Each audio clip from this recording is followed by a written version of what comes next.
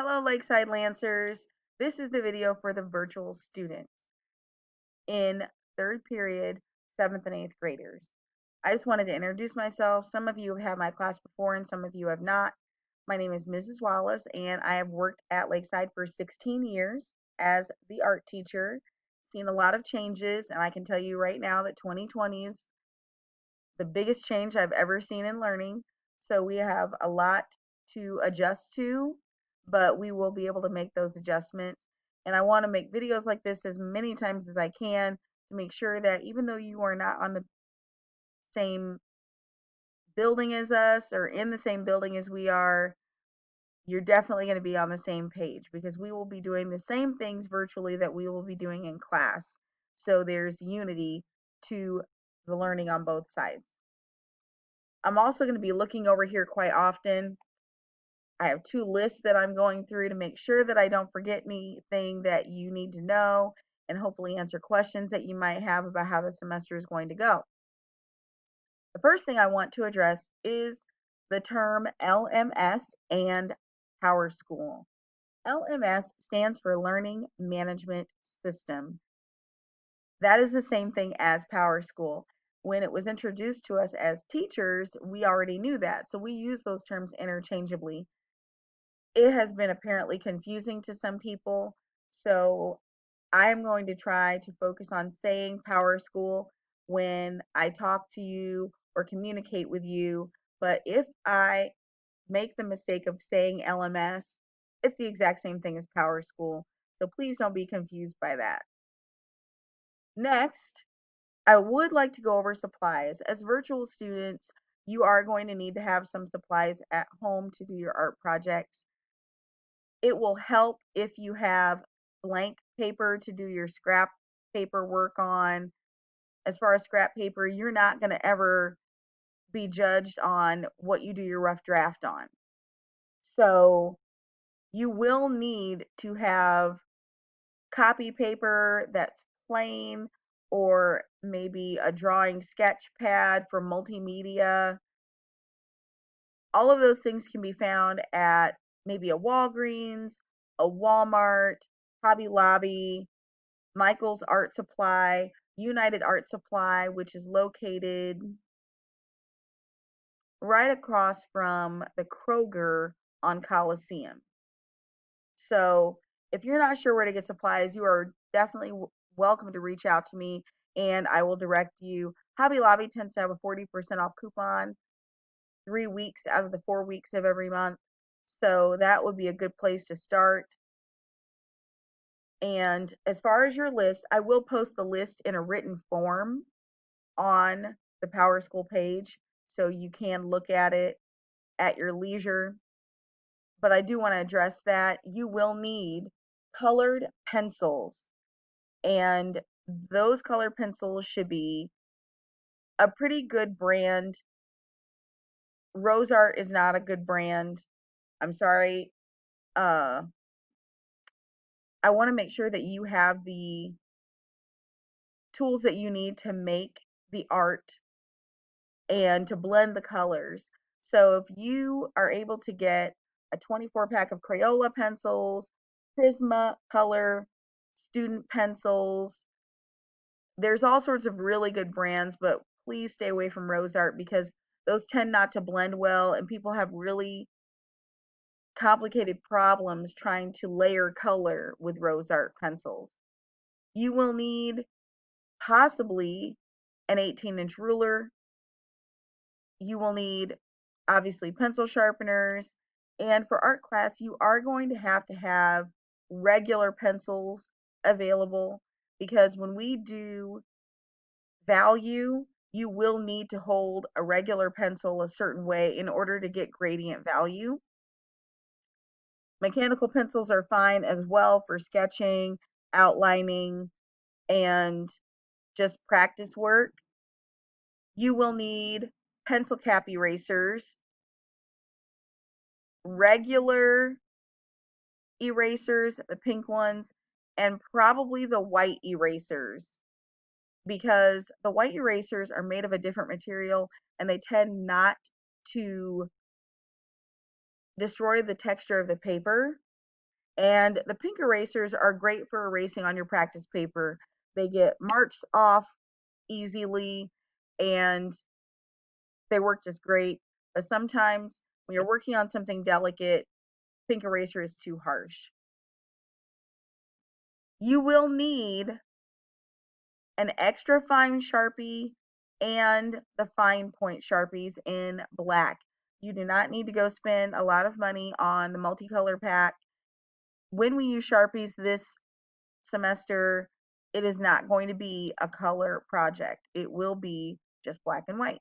So Crayola markers are a maybe at this point. I'm not sure if we're going to do a project that has markers.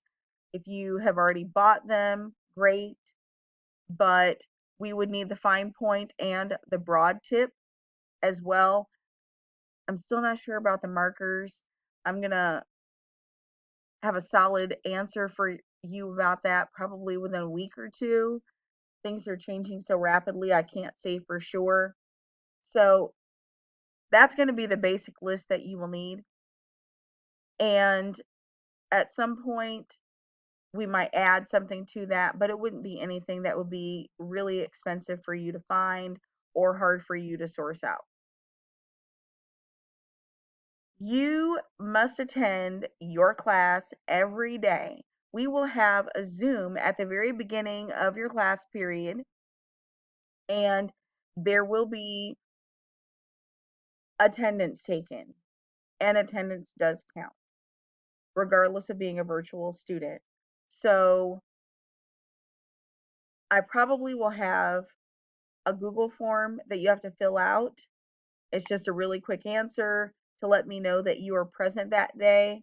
In addition to the Zoom, I just want all of us to be able to look at each other. And when you are on Zoom for school, we will be expected to have your camera on. So get in a place that's quiet. I'm going to post the expectations about that as well. But we just want to make sure that even though we're not in the same building, we can connect with each other in an interpersonal way. As art class goes on, we are going to start off the semester with basic skills because just in case something happens, that's what we are doing for the in-class students, and we are mirroring the same lessons. So we have to have a good foundation to build anything this next 18 weeks. And making sure that you understand the terminology of art for the course. We just want to make sure that you have a good foundation. I personally want to make sure that you have a good foundation because if I say something like you're going to need to have 5 stages of gradient value and you're not sure what that means or you're not sure how to get that done, that's already going to be an obstacle for you in completing the assignment, and we want to prevent that. So the expectation for you is to work maybe 30 minutes a day on your project and no more than that. You're always, as a virtual student, going to be asked to turn in a rough draft, just like the students who are going to be the blended learning. I don't want to see a final project that has gotten away from you or doesn't fit the requirements and doesn't satisfy the rubric for you. So rough draft is always going to be first. And then once I know that you're on the right path, then I'm going to release you to work on your final draft. And I will tell you what size those are according to every single project. And I will also let you know for every project, there's a different rubric, there's a different way of it being graded. And I will also post those on your pages. The next thing I want to talk about, you need to do your own classwork. And tracing is not allowed. Having somebody in your house who's a great artist draw for you is not allowed. And I know that it might be a little more challenging to figure out over the internet, but you really do need to do your own work. because we want to make sure that it's your skills that are getting better, not someone else's. You'll be turning in your projects by taking a photo of them and sending them to me, and I will provide a link every single time. I'm not sure what else at this moment. I'm checking my list carefully. I think that's it for now. I'm going to put this on the page so you can look at it in addition to the other things that we have planned for launch day. So everything is changing really quickly. The expectations are changing just as quickly for students, just as it is for teachers. So we are all kind of in this together. So don't feel like you are out there by yourself, because you're not.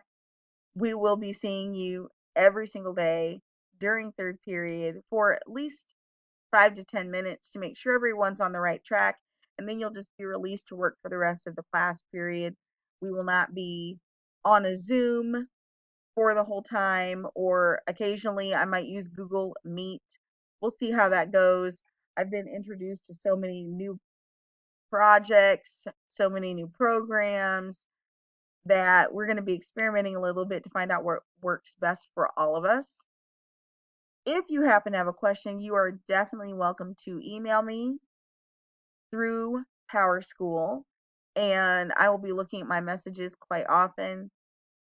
But for now, I just want to say, let's just hope this year goes really well for the rest of 2020. And we're going to stay in daily communication with each other. So if you need something, just let me know.